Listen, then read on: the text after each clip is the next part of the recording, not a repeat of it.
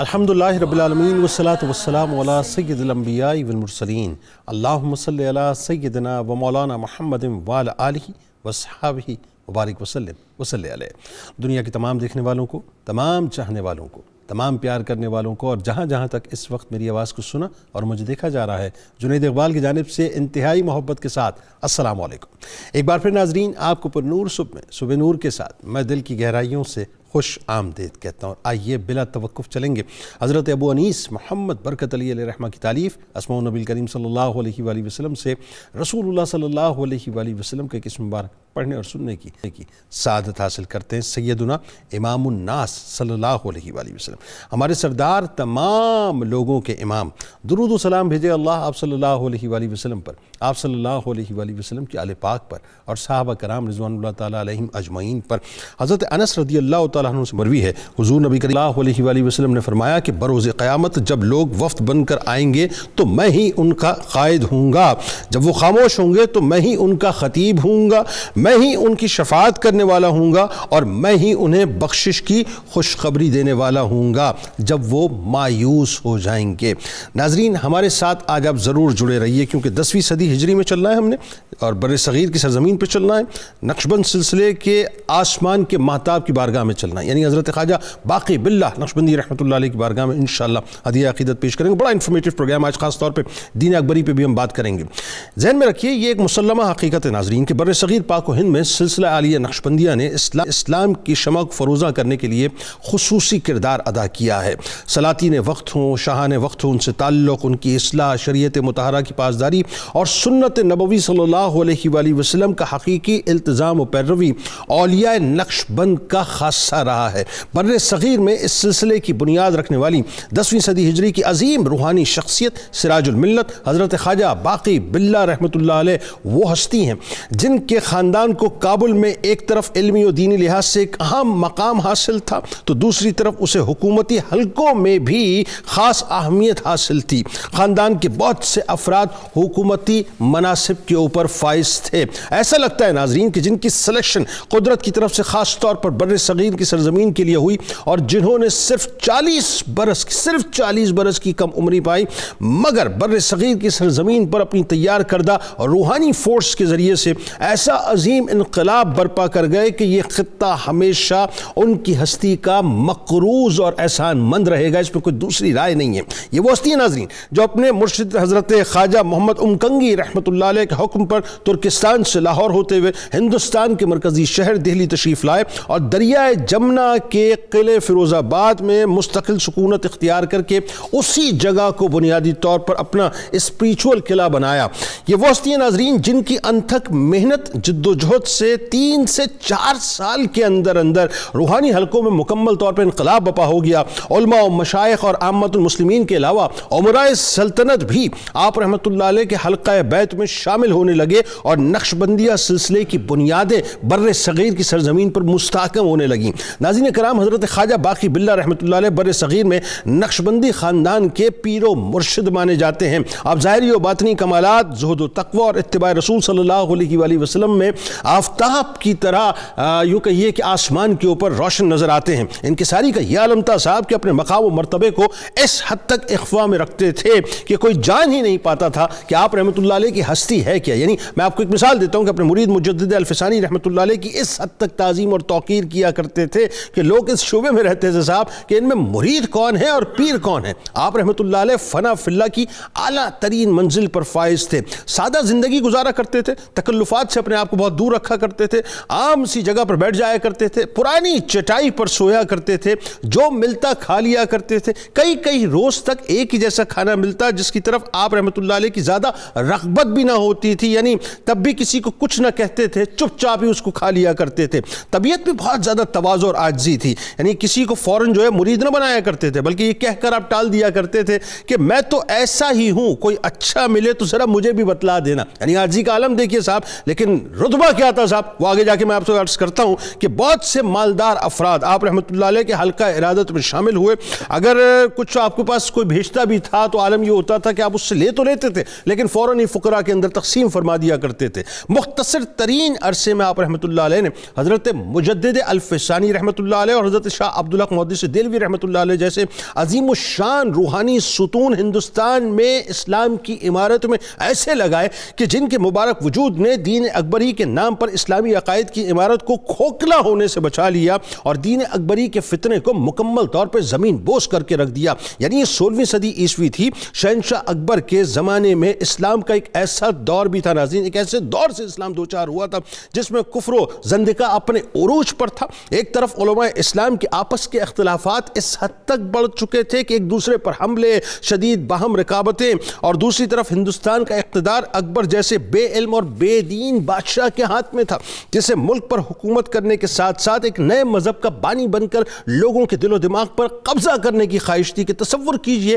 کہ کس قدر شدید فتنہ تھا کہ معاذ اللہ اور نبیوں کے وجود کا انکار یعنی الحاد جسے آپ ایتھیزم کہتے ہیں اور آج بہت زیادہ وہ پریویل کیا ہوا ہے معاشرے کے اندر, اس کا پرچار ہونے لگا تھا. قرآن و سنت کی تعبیر و تشریح کی اس اتھارٹی اور ڈھانچے کو مسترد کر دیا گیا تھا جو 1000 سال سے مسلمہ طور پر چلی آ رہی تھی. اکبر بادشاہ کو اول الامر مجتہد مطلق معاذ اللہ خطاب دے کر یہ اختیار دے دیا گیا تھا کہ قرآن و سنت کی جو تعبیر و تشریح وہ کرنا چاہے معاذ اللہ وہ کر سکتا ہے. اب وہی اس معاملے میں اتھارٹی کی حیثیت رکھتا ہے معاذ اللہ. یعنی قرآن و سنت کی تعبیر و تشریح کے لیے اہل علم اور اہل فقہ کی بجائے اقتدار کی قوت کو معیار بنا گیا تھا اور اسی بنیاد پہ اکبر بادشاہ نے دین الہی تشکیل دی تھی. اس میں ظاہر آگے جا کے ہم ڈیٹیلنگ کریں گے. اسلامی عقائد کے مسلمہ دائرے کو توڑ کر مختلف مذاہب کے عقائد کو اس میں شامل کر لیا گیا تھا جس کے تحت اللہ تعالیٰ کی عبادت کے ساتھ ساتھ معاذ اللہ سورج کو سجدہ, بادشاہ کو سجدہ, آگ, پانی, درخت, گائے وغیرہ کو پوجنا جائز ہو گیا تھا. ماتھے پر کشکا لگانا, گلے میں زنار پہننا مذہب حقہ کی علامت معاذ اللہ بن گیا تھا. اس کے علاوہ داڑھی کو منڈوانا, غسل جنابت نہ کرنا, ختنہ کی رسم کو بیکار کر دینا, یعنی ان تمام باتوں کو جو ہے وہ ترک کر دیا گیا تھا. یہ دین الہی کے ماننے والوں کی شناخت تھی. حضرت خواجہ باقی باللہ رحمۃ اللہ علیہ نے ناظرین وہ کام کیا آپ تصور بھی نہیں کر سکتے. یعنی عالم یہ تھا کہ ہندو مذہب سمیت دوسرے مذاہب کے بعض عقائد کو اسلام کا معاذ اللہ حصہ بنا دیا گیا تھا.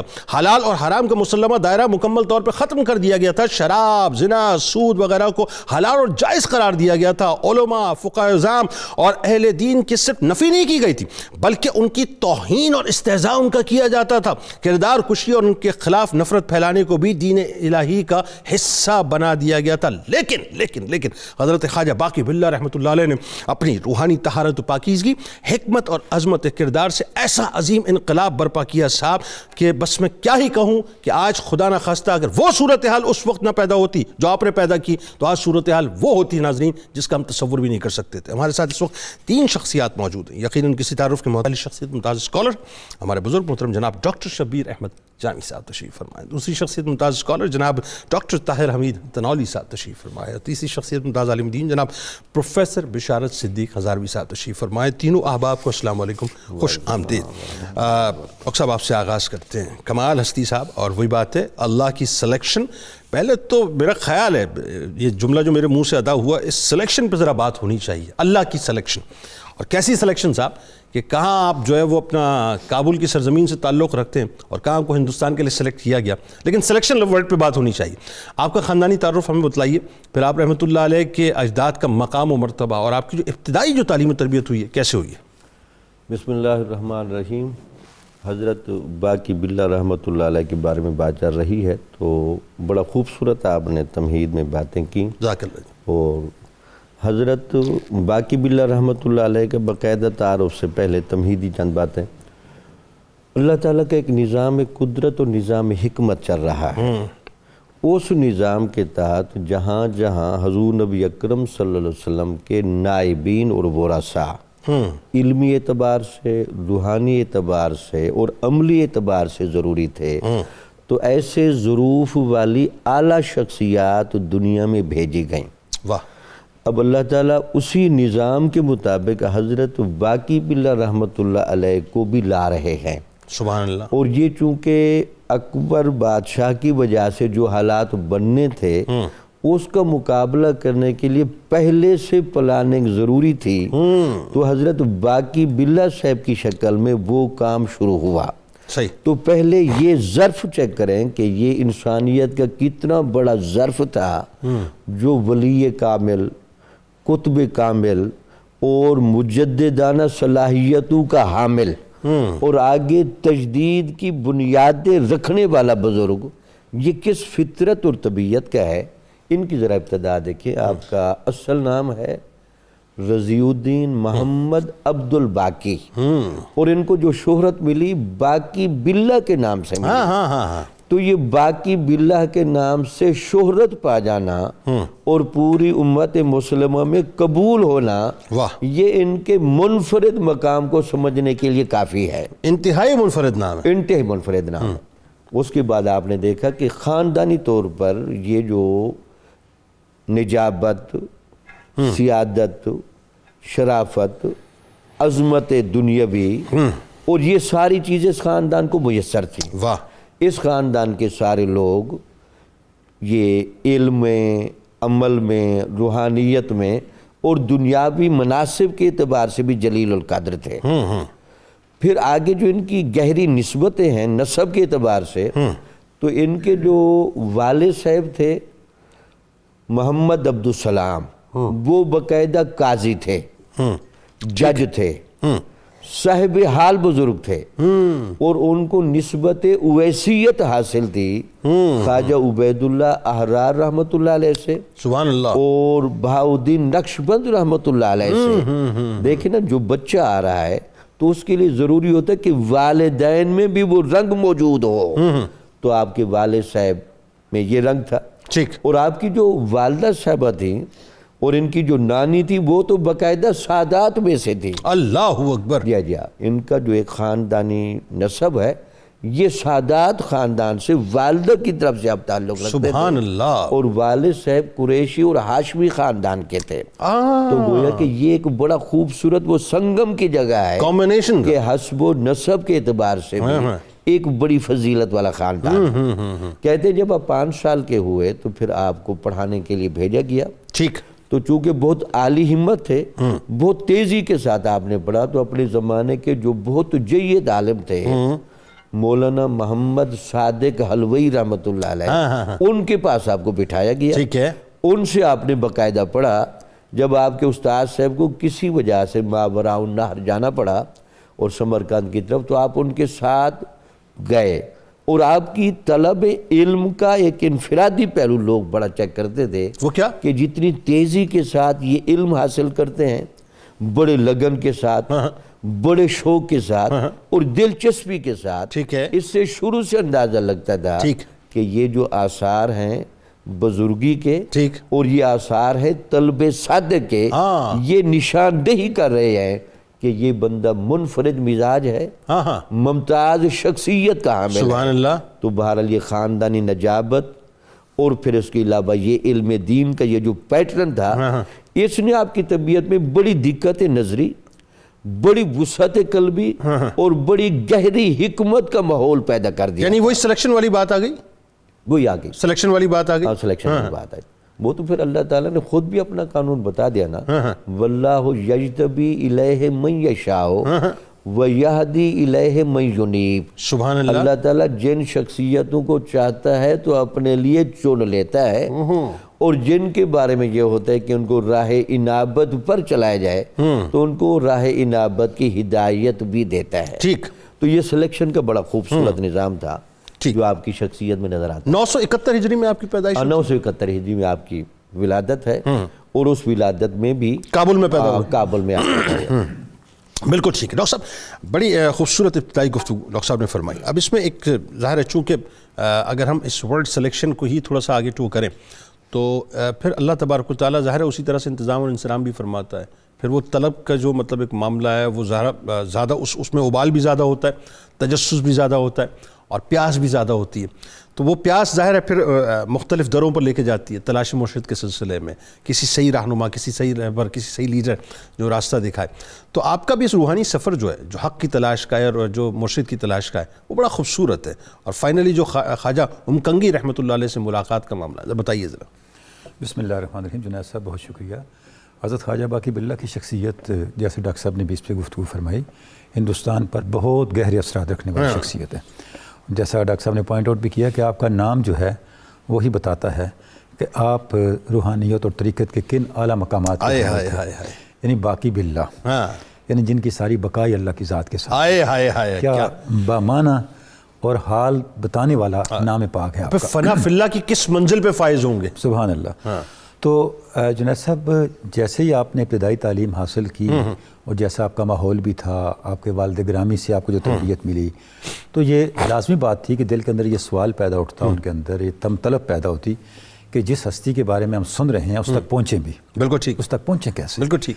لہٰذا اس کے لیے رہنما کی اور استاد کی تلاش کا سفر آپ کا شروع ہوا. ٹھیک. اور آپ کے سوانح نگاروں نے لکھا ہے کہ آپ کے اندر اس حق کو پانے کے لیے اور اس منزل تک پہنچانے والے رہنما اور مرشد تک پہنچنے کے لیے طلب اتنی زیادہ تھی, بے قراری اتنی تھی کہ آپ کی والدہ جب آپ کی اس بے قراری کو دیکھتی تو تڑپنے لگتی اور دعائیں کرتی اور تہجد میں دعائیں کرتی, یا اللہ میرے بیٹے کو منزل مراد تک پہنچا. کیا یعنی ماں کی دعا ساتھ ساتھ کہ اس سے کسی ایسے مرد کامل تک پہنچا دے کہ اس کی بے قراری قرار میں بدل جائے. سبحان اللہ. آپ نے ماورا النہر میں, بلخ میں, سمرقند میں, دہلی, لاہور, کشمیر, ان سارے علاقوں میں جہاں کہیں آپ نے اکابرین کا نام سنا, اپنے زمانے کے بڑے اولیاء کا نام سنا, وہاں تک پہنچے. امیر عبداللہ بلخی کے پاس آپ نے کچھ وقت گزارا, کشمیر آپ گئے شیخ بابا ولی کے پاس کچھ وقت گزارا, لاہور میں کچھ وقت گزارا, اسی طریقے سے دہلی کے اندر شیخ عبدالعزیز سیسہ چشتیہ کے ان کے یہاں کچھ وقت گزارا.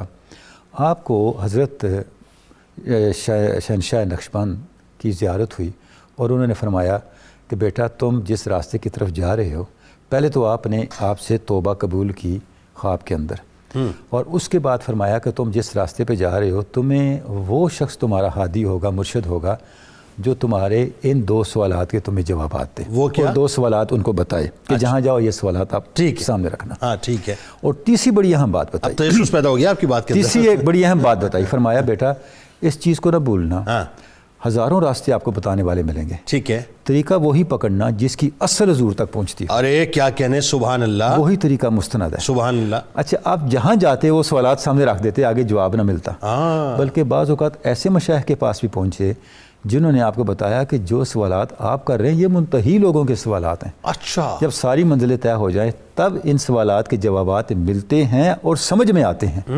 اگر مبتدیوں کو بتایا بھی جائے تو ان کے پلے کچھ نہیں پڑتا. بہرحال آپ کا وہ جو تلاش کا معاملہ تھا وہ بڑھتا گیا تاکہ آپ کو حضرت خواجگی امکنگی کی زیارت ہوئی. آپ نے فرمایا کہ تم میرے پاس آؤ. اچھا. آپ نے آثار تلاش کیے اور ان کے پاس پہنچے. جب وہ میرا خیال ہے ماورا النہر میں, اس ماورا سینٹرل ایشیا میں, جب ان کے پاس پہنچے تو جیسے ہی پہنچے تو انہوں نے کہا کہ بیٹا میں تو آپ کا انتظار کر رہا ہوں. اور جیسے ہی جا کے بیٹھے تو سردی کا موسم تھا, تو آپ نے فرمایا کہ آپ کے لیے کچھ گرمی کا انتظام کروں. خواجہ باقی باللہ نے عجیب جواب دیا, فرمایا میں اپنی ہر چیز کا انتظام ساتھ رکھتا ہوں. ہاں مجھے پتہ ہے تم چراغ بھی ساتھ رکھتے ہو, بس لو لگانے کی ضرورت ہے. یعنی صرف اسپارک چاہیے. سبحان اللہ. ہاں سبحان اللہ, بارود موجود ہے روحانی. جیسے ہی آپ نشست شروع ہوئی سب سے پہلے بغیر پوچھے حضرت خواجگی امکنگی نے ان 2 سوالات کے جوابات ان کو سمجھائے. اچھا اور پھر بیعت کیا. ٹھیک ہے. اور بہت تھوڑے وقت کے لیے, چند دن کے لیے اپنے پاس رکھا اور اس کے بعد خلافت سے نواز دیا. اچھا. جب خلافت عطا کی تو خانقاہ میں جو سالہ سال سے زیر تربیت لوگ تھے ان میں ایک شور و غوغا پیدا ہوا کہ کل کا ایک نوجوان آیا اور حضرت نے اس کو نواز دیا. ٹھیک ہے. ہم یہاں بوڑھے ہو گئے ویسے ہی بیٹھے ہیں. تو آپ نے ان کو بلا کے, حضرت خواجگی امکنگی نے ان کو بلا کے فرمایا کہ یہ نوجوان سب کچھ لے کے آیا تھا, جو اس حال کے ساتھ آئے گا میں اتنے ہی تھوڑے وقت میں اس کو منزل تک پہنچا کے رخصت کرتا ہوں. اللہ اکبر.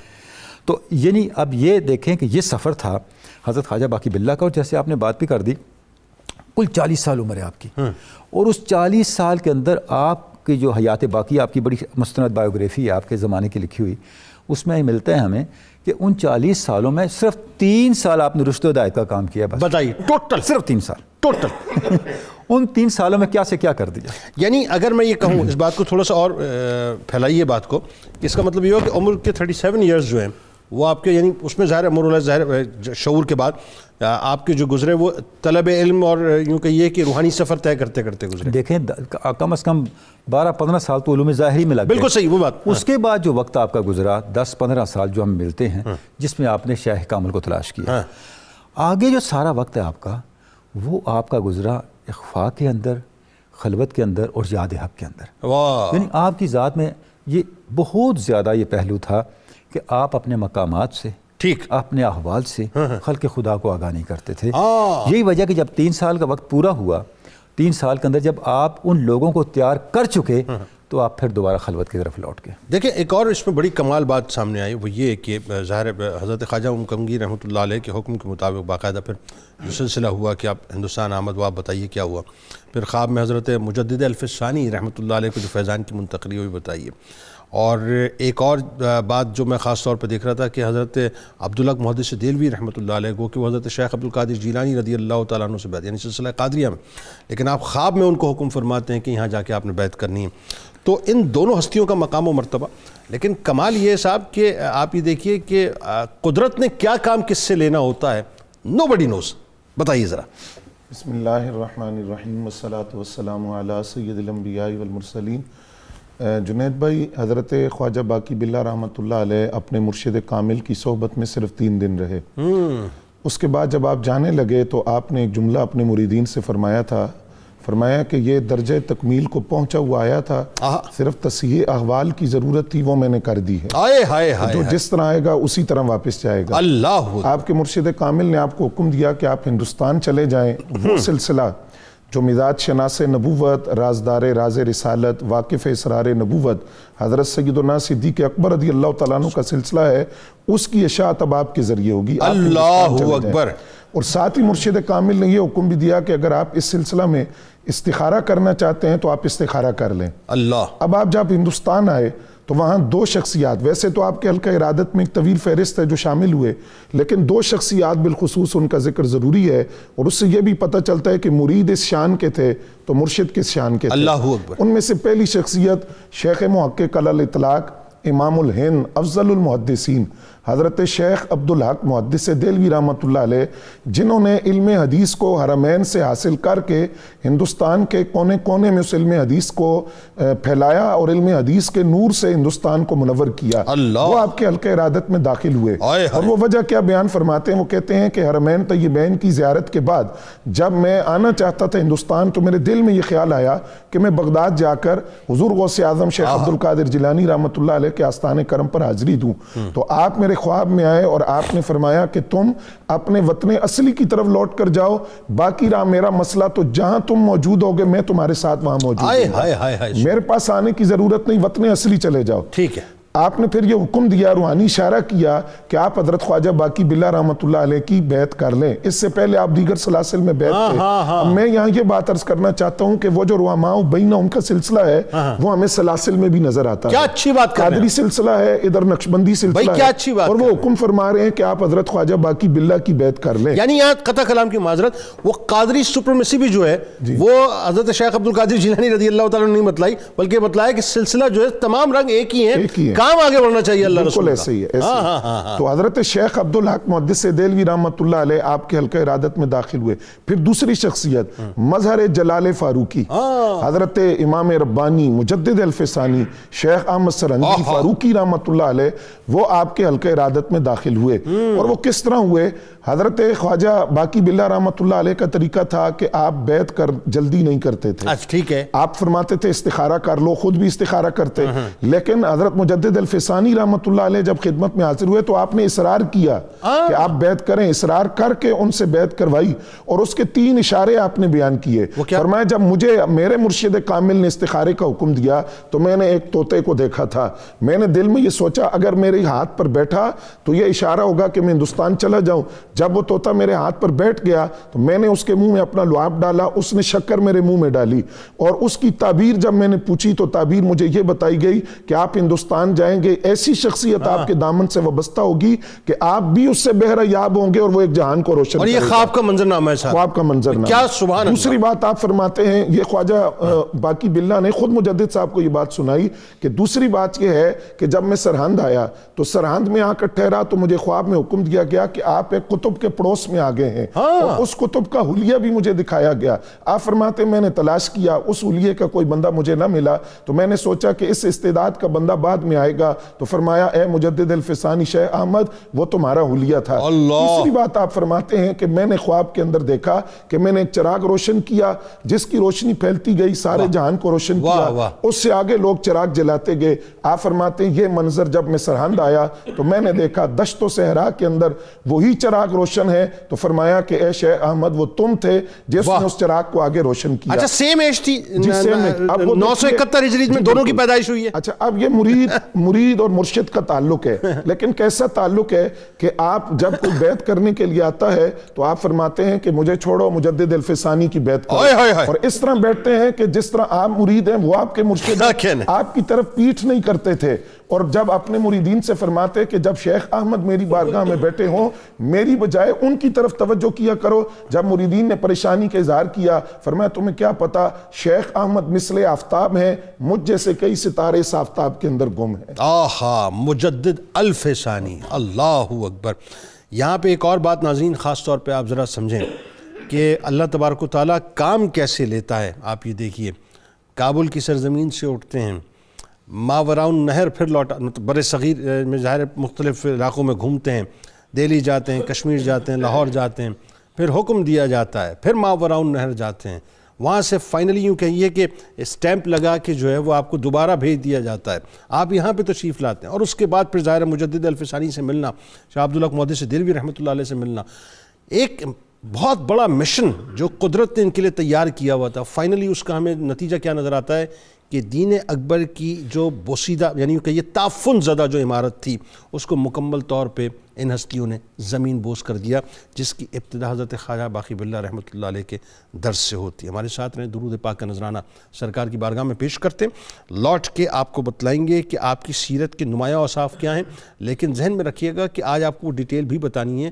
کہ دین اکبری کا فتنہ کیا تھا, جس کی یوں کہہ لیجئے کہ آج بھی شکل آپ کو الہاد کی صورت میں بر صغیر پاک و ہند کے اندر بہت زیادہ نظر آتی ہے. درود کو خوش آمدید کہتا ہوں. سلسلہ نقشبند کے آسمان کے مہتاب حضرت خواجہ باقی باللہ رحمۃ اللہ علیہ وہ ہستی ہیں کہ جن کے احسانات بر صغیر پاک و ہند کے اوپر ہیں. اچھا اب سوال یہ پیدا ہوتا ہے صاحب کہ اتنی عظیم ترین ہستی, اور ظاہر سلیکشن قدرت کی ہے, قدرت کی سلیکشن کے بغیر تو کوئی کام ممکن نہیں ہے, لیکن انسان خود بھی تقاضا کرتا ہے, محنت کرتا ہے. ایسا نہیں ہے صاحب کہ انسان کی محنت نہیں ہوتی. آپ کی شخصیت میں 4 نمایاں اوصاف نظر آتے ہیں, اور میرا خیال ہے اگر میں جب سوال ابھی فلوٹ کروں گا ڈاکٹر صاحب سے تو آپ اگر توجہ سے ان 4 اوصاف کو سنیں گے اور اس کو اپنی شخصیت پہ اپلائی کریں گے تو میں دعوے سے آپ کو بات عرض کر رہا ہوں, آپ خود اپنے اندر انشاءاللہ تبدیلی دیکھیں گے کہ آپ کے اندر اللہ تبارک و تعالیٰ کیا کیا تبدیلیاں پیدا کرتا ہے. ڈاکٹر صاحب بتائیے 4 نمایاں اوصاف جس پہ پوری شخصیت آپ کی کھڑی ہوئی ہے. بسم اللہ الرحمن الرحیم. آپ کی شخصیت کی جب بہت زیادہ صفات بیان کی جائے لیکن 4 بہت نمایاں تھیں. ایک تو آپ کی شخصیت کے اندر عاجزی اور انکساری بہت زیادہ تھی, اور شاید لگتا جائے اس عاجزی انکساری کے پیچھے وہ حکمت کار فرماتی کہ آنے والے بندے کی طلب صادق کو چیک کیا جائے. آپ کا چہرہ مورا اور آنکھ کے اندر چونکہ نسبت معرفت کا بڑا غلبہ تھا, جس پر آپ کی ایک دفعہ نگاہ پڑ جاتی یا وہ آپ کے چہرے کو صحیح ایمان کی حالت میں دیکھ لیتا تو اس کے اندر کا انسان بدلنا شروع ہو جاتا تھا. اللہ اکبر. لیکن پھر بھی بہت سارے لوگ آتے تھے اور آپ سے بیعت ہونا چاہتے تھے تو آپ ان کو کہتے تھے یار میں کچھ بھی نہیں ہوں, میں ایک سادہ سا انسان ہوں, آپ بھی ذرا گھومے پھریں, کوئی اگر مرد حق ملے تو مجھے بھی آ کر بتائیں, میں آپ کے ساتھ چل کے اس کی بیعت کروں گا, اس سے رہنمائی لوں گا. شاید اس میں ایک حکمت یہ بھی ہم کہہ سکتے ہیں کہ لوگوں نے سمجھا کہ حق ویسے جلدی سے ہی مل جاتا ہے, تو اس کے لیے جتنی طلب کی ضرورت ہے اور جتنا چیزوں کو ٹھوس بنیاد پر چیک کرنا چاہیے. اگر میں یہاں ایک جملہ کہہ دوں کہ ہمارے ہاں یہ جو طلب صادق جتنی کمزور ہوئی ہے, ہر بندے کو ہم پیر ماننے کے لیے اور مرشد ماننے کے لیے تیار کھڑے ہوتے ہیں, تو آپ کی شخصیت یہ درس دیتی تھی کہ ہر کسی کے ہاتھ میں رہنمائی کا ہاتھ نہیں. کیا اچھا جملہ ہے. آپ باقاعدہ لوگوں کو چیک کریں, لوگوں کو ملیں. جب آپ دیکھیں کہ نہیں وہ بندہ مل گیا ہے جس کی صحبت میں بیٹھنے سے برائی سے نفرت ہوتی ہے اور نیکی کا جذبہ پیدا ہوتا ہے, پھر اس کے سامنے دامن طلب بڑھیں. یعنی کسی جاہو جلال دیکھ کر جو ہاتھ نہیں دینا, اس کے ہاتھ نہیں دینا. لگتا یہی تھا کہ ایک تو آپ کے یہاں یہ, دوسرا جیسے بیان ہوا کہ حضرت مجدد الافسانی رحمۃ اللہ علیہ کی آپ اتنی عزت کرتے تھے، اس عزت کرنے میں جہاں اپنے مرید کے منفرد مقام کی نشاندہی مقصود تھی، وہاں یہ بھی مطلوب تھا کہ یہ جو پیران عظام ہوتے ہیں نا، یہ کوئی ایسی چیز نہیں ہے کہ ایک خام خواہ کی ایک سرداری اور ایک رتبہ ویسے بنا کے بیٹھ جائیں اور ان کے گرد ایک تشخص کا حالہ ہی رہے جی کہ عام بندہ ان کو مل نہ سکے جی اور ان سے رہنمائی نہ لے سکے۔ جی تو ایک تو یہ بڑے مظاہر ملتے ہیں، بلکہ اس میں بڑا خوبصورت واقعہ ہے جی جی کہ وہ جو خواجہ قطب الدین بختیار کاکی رحمۃ اللہ علیہ کی جگہ پر ایک افغان آدمی وہاں معتکف تھا اور اس کی خواہش تھی جی میں کسی کی بیعت کروں، تو وہ پھر آپ کے پاس بیعت کے لیے جب آیا تو آپ نے چیک کیا اس کو کہ ذرا اس کو اور ٹھوک بجا کر کے ذرا دیکھیں جی کہ یہ طلب حق میں کہاں کھڑا ہے۔ جی جی جی مختلف جگہوں پر گھومنے کے بعد بار بار خواب میں اس کو حضرت باقی باللہ کی شکل دکھائی گئی، یہی اس وقت نمایاں مرشد کامل ہیں، آپ ان کے دامن سے وابستہ ہوں۔ صحیح، تو پھر اس کو آپ نے مرید کیا۔ ٹھیک۔ دوسرا آپ کی شخصیت میں جو سب سے بڑی چیز ملتی ہے، خلق کے ساتھ رحمت۔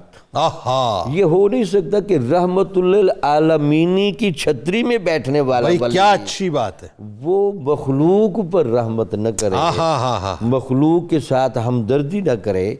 یہ پہلو بھی آپ کی شخصیت میں اتنا نمایاں تھا کہ اس سے انسان تو انسان، فقراء اور مساکین تو الگ، جانور بھی فیض لے کر جاتے ہیں۔ وہ جو بلی والا واقعہ وہ بلی والا واقعہ بتائیے نا کہ آپ تہجد کے ٹائم اٹھے، آپ نے باقاعدہ تہجد کی نماز پڑھی، کیونکہ اولیاء کا معمول ہوتا ہے تہجد کی نماز سے لے کر صبح تک وظائف کرتے ہیں، وہ آپ کا بھی معمول تھا۔ سردی تھی، جب آپ اپنے بستر کی طرف جانے لگے تو حیران ہو گئے کہ وہاں بستر میں بلی سوئی ہوئی ہے، تو آپ نے بلی کو وہاں سے ہٹانا گوارا نہ کیا، بلکہ اسی طرح دور مسلح پر بیٹھ کر ہی آپ نے سارا وہ یعنی رات کا وقت گزارا اور وظائف پڑھتے رہے۔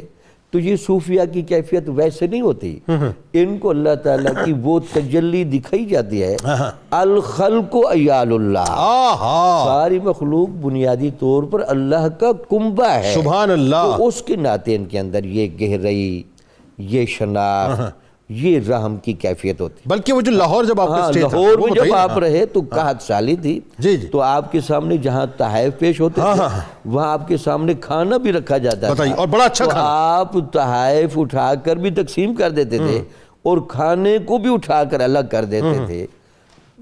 اپنا جنید صاحب یہ ہو نہیں سکتے وہ بندہ ولی ہو جو دوسرے کے درد کو اپنا درد نہ سمجھ سکے۔ ایسا ہی، بلکہ آپ یہ فرماتے تھے نا کہ کہتے ہیں لوگ بھوکے ہیں تو میں کیسے میں کیسے کھا سکتا ہوں، تو لہٰذا یہ لوگوں کو ہی کھلائیں، ہمیں تو پھر بھی روحانیت کے زور پر کچھ نہ کچھ مل ہی جاتا ہے، لیکن یہ جو لوگ محروم ہیں، مقہور ہیں اور تنگ دستی میں ہیں، پہلے ان کو کھلایا جائے۔ رزق حلال پہ بہت زیادہ توجہ، رزق حلال پر آپ کا بہت زور تھا، بلکہ ایک بندے نے آ کر آپ سے بات کی کہ حضرت میں مجاہدے بھی بڑے کرتا ہوں، ریاضت بھی بڑا کرتا ہوں، لیکن مجھے نہیں سمجھ آتی کہ میرے اوپر حجابات کیوں ہیں۔ تو آپ نے کہا جناب آپ اپنے رزق حلال کو چیک کریں۔ اس نے جب بڑی تگ و دو کی تو کوئی ایسی شکل نہ ملی، صرف گھر والی نے اتنا بتایا یہ جو ہنڈیا پکاتے 3 لکڑیاں جو ہے نا یہ ویسے گری پڑی اٹھائی گئیں اور پوچھا کسی نے نہیں گیا۔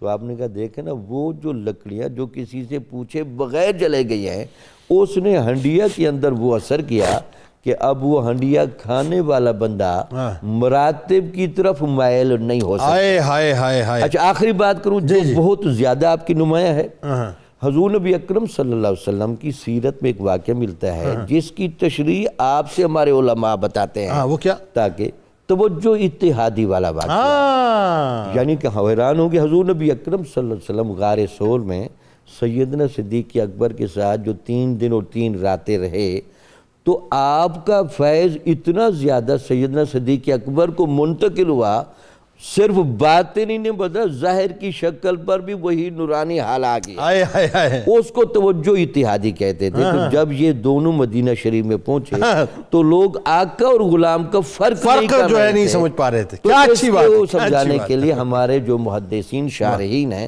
وہ آپ کی شخصیت کا واقعہ دلیل کے طور پر، بھئی غلام کی یہ کیفیت ہے۔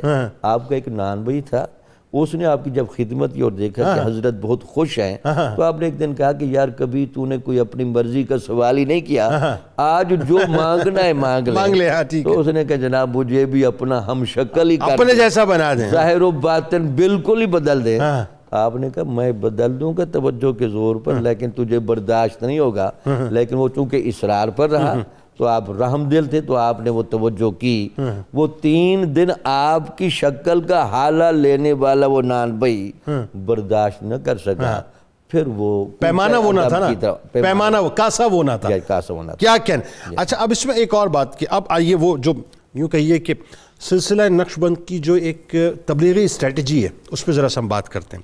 خواجہ باقی باللہ رحمۃ اللہ علیہ کے عقیدت مندوں میں ہمیں عہد اکبری کے بڑے بڑے سردار، بڑے بڑے عمرہ جو ہیں نظر آتے ہیں۔ ڈاکٹر صاحب ان کی ذرا تفاصیل بتائیے، اور یہ سلسلہ نقشبند کا خاصہ ہے کہ ان لوگوں سے خاص طور پہ جو انٹریکشن رکھنا، اس کے پیچھے مقاصد کیا، وہ ذرا لوگوں کو بتائیے۔ جی جناب صاحب، یہ صوفیاء کی زندگی کا بڑا اہم پہلو ہے جسے میں نظر انداز نہیں کرنا چاہیے۔ وہ یہ ہے کہ صوفیاء کبھی بھی، میں اکابر اور ان صوفیاء کی بات کر رہا ہوں جو ایک معیار کا درجہ رکھتے ہیں، تصوف کے اندر استاد کے اور تربیت کرنے والے کے مقام اور منصب پہ فائز ہیں، وہ کبھی بھی سوسائٹی سے آئسولیٹ نہیں رہے۔ نہ انہوں نے اپنے فالورز کو معاشرے میں پیدا ہونے والے مسائل سے نظر چرانے اور ان سے الگ تھلگ رہنے کا درس دیا۔ درست۔ صوفیاء نے یہاں اسلام پھیلایا اور اسلام کے پھیلنے کے بعد اسلام کو بچایا۔ یہ دونوں کام جو ہیں جنید صاحب، یعنی صوفیاء نے اسلام پھیلایا اور پھر اسلام جب پھیل گیا تو اس کو بچایا۔ واہ، یہ کام تصوف کیا اچھی بات ہے، اسٹریٹجی بدلتی رہی وقت کے کیا ساتھ۔ اچھی بات۔ کبھی ایسا ہوا کہ صوفیاء نے بادشاہوں سے الگ رہ کے کام کیا جیسے نظام الدین اولیاء ہیں، کبھی ایسا ہوا کہ بادشاہوں کے قریب رہ کے کام کیا جیسے شاہ رکن عالم۔ کیا کہنے جی، سبحان۔ اچھا اب یہی صورتحال آپ کو مشاہد نقشبند یعنی ایک جگہ جو ہے چشتی سلسلہ، ایک جگہ سروردی وہاں وہ ضروری تھا، بالکل وہاں وہ ضروری تھا، دور رکھا جاتا۔ بالکل ٹھیک ہے۔ بادشاہ آنا چاہ رہا ہے، فرما رہا ہے میری خانقاہ کے اتنے دروازے ہیں، آپ ادھر سے آؤ میں دوسرے سے نکل جاؤں گا۔ ایک طرف شاہ رکن عالم ہے جو بادشاہوں کے پاس بیٹھ کے بتا رہے ہیں سوسائٹی ادھر جا رہی ہے، آپ غلط کر رہے ہیں، آپ کو یہ کام کرنا ہے، آپ کو یہ کرنا چاہیے، بالکل ٹھیک ہے، اور خلق خدا کے لیے آسانی کا سامان کر رہے ہیں۔ درست، ٹھیک ہے۔ اچھا مشاہد نقشبند کے اندر بھی جو نرسوہ میں یہ چیز نظر آتی ہے۔ سر فہرست آپ دیکھیں خواجہ عبید اللہ حرار، جن کا وقت کے بڑے بڑے حکمرانوں کے ساتھ تعلق تھا، اچھا، اور وہ حکمرانوں کی اصلاح کرتے تھے، ٹھیک ہے، خلق خدا کے مسائل لے کے جاتے تھے، مسائل حل کرواتے تھے۔ یہ اسٹریٹجی آگے چل کے ہمیں حضرت خواجہ باقی باللہ کی زندگی میں بھی نظر آتی ہے، اوکے، اور اسی اسٹریٹجی کو حضرت مجدد دہلوی ثانی نے کیریان کیا۔ اسی پہ چلے نا کہ پورا جو فتنہ دین الہی تھا اس کا کلکما کر دیا، بہت ہی سافٹلی جو ہے اس کو بہت طریقے سے۔ اب حضرت خواجہ باقی باللہ کو جب ہم دیکھتے ہیں تو جب اکبر کے دور کے یہ فتنہ پیدا ہو رہا تھا، اور بھی بڑے مسائل پیدا ہو رہے تھے، ان کو آپ نے کیسے ایڈریس کیا کہ مشائخ کے علاوہ، علماء کے علاوہ جو آیان مملکت تھے، حکومت کے بڑے بڑے لوگ تھے، وہ بھی حضرت خواجہ باقی باللہ کے یعنی وہ شیخ فرید تھا، خلیج خان تھا، صدر جہاں، جیسے نواب مرتضیٰ خان تھا۔ اب یہ نواب مرتضیٰ خان جو ہے یہ اکبر کے ان عمال مملکت میں سے ہے، ان سرکردہ درباریوں میں سے ہے جنہوں نے آگے چل کے جہانگیر کے لیے راستہ ہموار کیا۔ اوکے، ٹھیک ٹھیک۔ اب یہ حضرت کے حلقہ اثر میں تھا، اور تبدیلی وہیں سے پیدا ہونا شروع ہوئی جہانگیر سے۔ جب ایسے لوگ جہانگیر کے قریب ہوئے، آٹومیٹکلی جب ادھر سے پریشر ڈیولپ ہوا مجدد دہلوی ثانی کی طرف سے، تو ان لوگوں نے بھی اس کی مائنڈ میکنگ کی اور اس کو بتایا کہ آپ، اور پھر اورنگزیب کے دور میں ہمیں وہ کلائمیکس نظر آتا ہے۔ اچھا اس طرح نواب خلیج خان تھا، یہ گورنر تھا اور کئی صوبوں کا گورنر رہا، ٹھیک ہے، اور بلکہ ایسا ہے کہ اس کے ساتھ جو جہانگیر کے اور دربار کے اور اس کے خاندان کے کئی افراد کی بچوں کی شادیاں جو تھیں خلیج خان کے خاندان کے اندر ہوئی تھیں، خاندانی تعلقات بھی تھے۔ یہ حضرت مجھے باقی باللہ کا کے حلقہ بگوش تھا، اور اس حد تک حضرت باقی باللہ سے فیض یافتہ تھا کہ ہسٹری میں ہمیں یہ تفصیل ملتی ہے کہ جب وہ گورنر لاہور تھا تو وہ قرآن و حدیث کا درس بھی دیتا تھا، مدارس میں جاتا تھا، مدارس میں بیٹھتا تھا، ان کے ماحول کو، ان کی مسائل کو خود جا کے آبزرو کرنا، اسے حل کرنا، اور درس و تدریس کے عمل میں بھی شامل ہونا اس کے معمولات میں ہمیں ملتا ہے، اور یہ اکبر کے بہت قریب تھا. اچھا اسی طریقے سے صدر و صدور صدر جہاں جو تھے صدر جہاں وہ حضرت باقی باللہ کے حلقہ اثر میں تھے. تو ہم دیکھتے ہیں کہ اس دور کے بڑے بڑے جو لوگ تھے وہ حضرت باقی باللہ کے فیض یافتگان میں سے تھے. حضرت باقی باللہ سے انہوں نے ظاہری اور باطنی جو ہے وہ اثر لیا، اور پھر اس سوسائٹی کے اندر جو اشرافیہ تھی، جو ایلیٹ کلاس تھی، جو حکمران طبقہ تھا، اس کے اندر ایک ایسا طبقہ پیدا ہو گیا جو اس چیز کو محسوس کر رہا تھا کہ اکبر کے اقدامات جو ہیں وہ درست نہیں ہیں. اس کا نتیجہ اسلام کے لیے، مسلمانوں کے لیے اور آنے والے دور میں ہندوستان کے لیے مہلک ہوگا.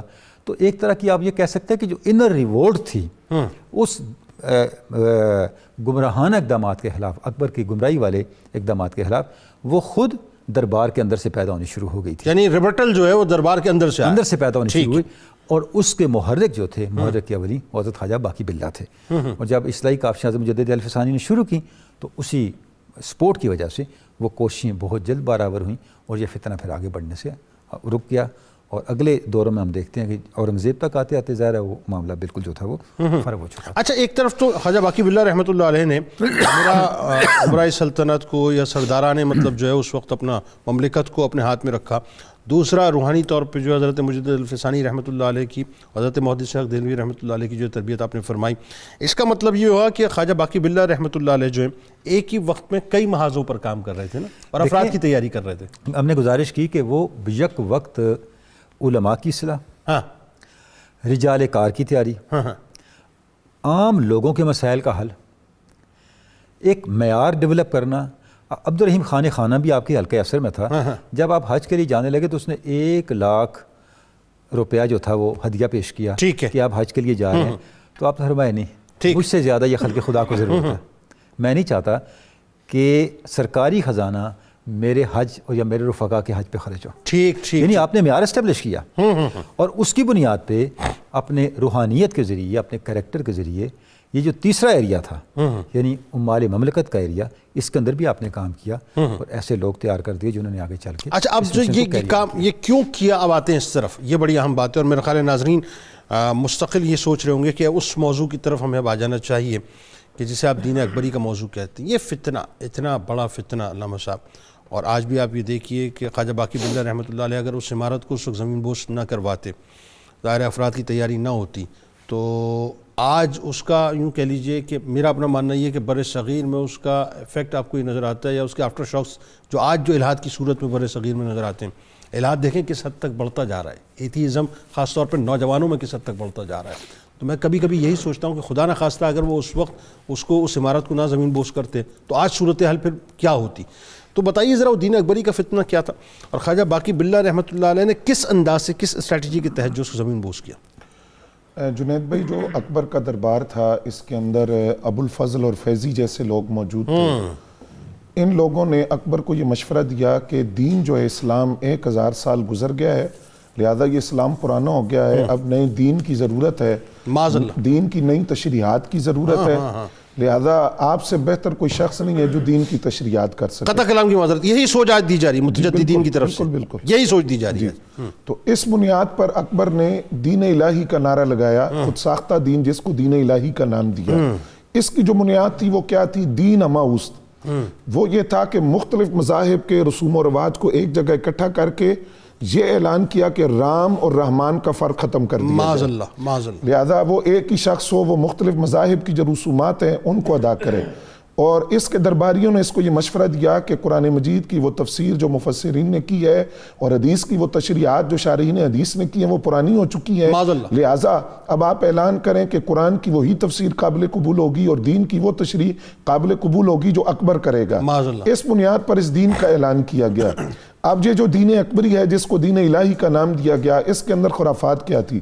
سب سے بنیادی جو اس کے اندر خرابی تھی کلمہ تبدیل کر دیا گیا، معاذ اللہ، کلمے کے اندر اکبر کا نام شامل کیا گیا، معاذ اللہ۔ دوسری بات محمد، احمد، مصطفیٰ نام یہ اس کی طبیعت پر بوجھ بنتے تھے، ان ناموں کو کئی لوگوں کے نام اس نے بدل دیے کہ یہ نام نہ رکھے جائیں۔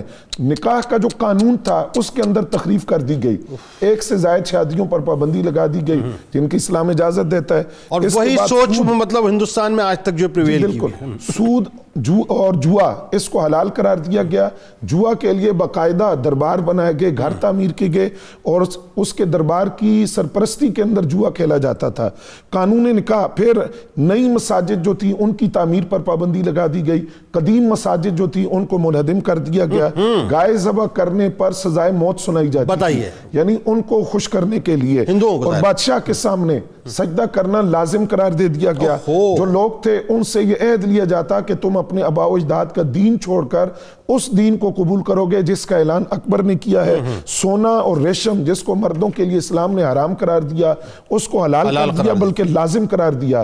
نماز، روزہ، زکوٰۃ، حج، علوم اسلامیہ، یہاں تک کہ عربی رسم الحج اس کی حوصلہ شکنی کی گئی، اور جن شیوخ نے اس فتنے کے خلاف آواز اٹھائی، اکبر کے خود ساختہ دین الہی یا دین اکبری کے خلاف آواز اٹھائی، ان کو غلام بنا کر قندھار بھیجا گیا اور ان کو بیچ دیا گیا۔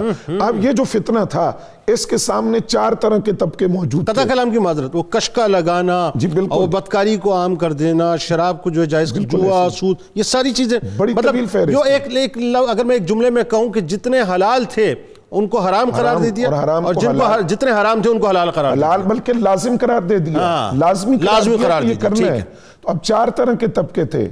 ایک علماء اور صوفیاء کا طبقہ وہ تھا کہ جنہوں نے اس طرف توجہ ہی نہیں کی، وہ آپس میں دست و گریبان تھے، ان کے آپس کے مسائل تھے، انہوں نے اس طرف نظر ہی نہ کی، جیسے آج ہیں۔ جی بالکل، جیسے آج بالکل ٹھیک۔ دوسرا طبقہ وہ تھا کہ جنہوں نے ابتداً تو کچھ مزاحمت کی، لیکن ایک وقت آیا کہ وہ اکبری رنگ میں رنگے گئے اور وہ بدعات اور تخلیفات انہوں نے شروع کر دی۔ تیسرا طبقہ وہ تھا جنہوں نے مزاحمت کی لیکن ان کو یا غلام بنا دیا گیا یا قید و بند کی صحبتوں میں بھیج دیا گیا یا اذیتیں دی گئیں اور ان کی مزاحمت کا راستہ روکا گیا۔ چوتھا طبقہ تھا جس کی قیادت حضرت خواجہ باقی باللہ رحمۃ اللہ علیہ فرما رہے تھے، اور آپ نے پوری جماعت کو تیار کیا جو سینہ تان کر سامنے کھڑے ہوئے۔ اور میں یہ جملہ عرض کر دوں، اگر حضرت خواجہ باقی باللہ رحمۃ اللہ علیہ ان کی جماعت نہ ہوتی تو یہ فتنہ جو صرف امراء تک محدود تھا، عامت الناس تک یہ فتنہ نہیں پہنچتا۔ بالکل صحیح ہے۔ اگر آپ نہ ہوتے تو یہ فتنہ عامت الناس تک پہنچتا۔ یہ آپ کا کردار تھا کہ یہ فتنہ جہاں سے اٹھا آپ نے اسی دربار کے اندر اس فتنے کو زمین بوس کر دیا، لیکن اس کے اثرات باہر نکلے، جیسے الہاد کی صورت میں آج ہمیں نظر آتے ہیں، بہت سی رسومات کی صورت میں نظر آتے ہیں۔ لیکن یہ آپ یہ دیکھیے کہ حضرت خواجہ باقی باللہ رحمۃ اللہ علیہ نے طریقہ کیا اختیار کیا۔ آپ نے وہ طریقہ اختیار کیا جو وقت کی ضرورت تھا۔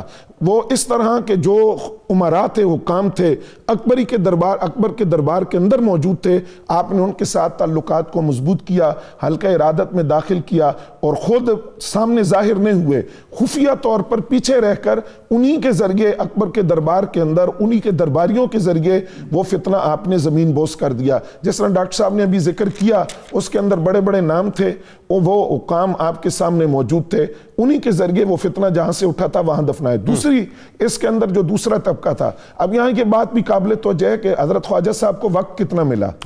3 سے 4 سال، 3 سے 4 برس۔ لیکن ان 3-4 سال کے عرصے کے اندر آپ نے 2 کام کیے۔ ایک طرف آپ سلسلہ نقشبندیہ کی ترویج بھی کر رہے ہیں اور دوسری طرف اس فتنے کے سامنے بھی آپ نے کھڑے ہیں۔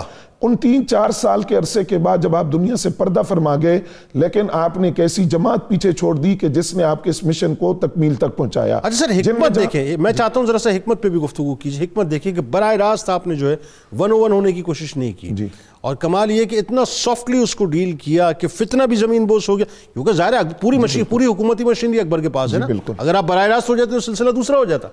اب دیکھیں نا، یہ حسام الدین جو ہے جس کو حلقہ ارادت میں داخل کیا، یہ کون تھا؟ یہ ابو الفضل کا بہنوئی تھا۔ ٹھیک ہے، اس کے ذریعے آپ نے دربار کے اندر شریعت کا پیغام پہنچایا۔ اب یہ جو نواب مرتضیٰ خان تھا، وہ جہانگیر کا مسئلہ تو سارا ہوا، لیکن جہانگیر سے شریعت کی پاسداری کی جو وعدہ لیا گیا وہ حضرت خواجہ باقی باللہ کا فیض تھا جو تک پہنچا. پھر حضرت مجدد الفسانی رحمۃ اللہ علیہ کا جو کردار ہے جنید بھائی، آخری بات اس میں یہ عرض کروں گا، جو ان کا کردار تھا یہ اصل میں اس خواب کی تعبیر تھی جو حضرت شاہ کمال قادری کیتلی رحمۃ اللہ علیہ نے بتایا تھا کہ ایک شخص تخت پر بیٹھا ہے، اس کے سامنے ملحدوں کو اس طرح ذبح کیا جا رہا ہے جس طرح بکرے ذبح کیے جاتے ہیں، اور آواز آ رہی ہے جاء الحق وزہق الباطل ان الباطل کان زہوقا. تو آپ نے فرمایا تھا کہ یہ مجدد الفسانی ہوں گے شیخ احمد سرندی فاروقی کی صورت کے اندر.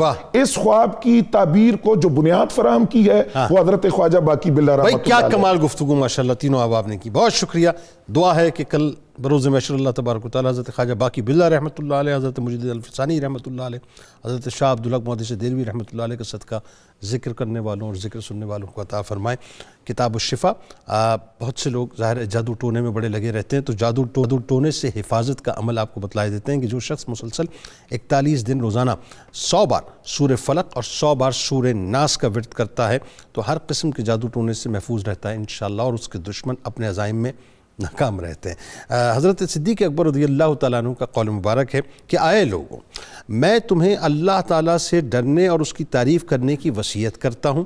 ہمیشہ اسی سے ڈرتے رہنا، اسی سے توقعات وابستہ رکھنا، اور جو کچھ مانگنا ہو اسی سے گڑ گڑا کر مانگنا، ضرور فریاد وہ سنتا ہے. روزنامہ 92 نیوز میں آج میں پڑھیے گا حضرت خواجہ باقی باللہ رحمۃ اللہ علیہ کے حوالے سے. ٹویٹر پہ ہمیں فالو کر لیجئے، فیس بک پیج کو لائک کر لیجئے، یوٹیوب چینل کو سبسکرائب کر کے بیل آئیکن کو ضرور کلک کر لیجئے. آپ وہاں موجود ہیں، ہم یہاں موجود ہیں، مل کے نعرہ لگائیں گے، لیکن اس سے پہلے اپنی اپنی روح سے ذرا تجدید عہد وفا. لا یؤمن احدکم حتی اکون احب الیہ من والدہ وولدہ والناس اجمعین. اللہ تعالیٰ آپ کا، ہمارا، ہم سب کا، پاکستان کا اور امت مسلمہ کا حامی و ناصر ہو. آمین. پاکستان کا مطلب کیا؟ لا الہ الا اللہ محمد رسول اللہ صلی اللہ علیہ وسلم.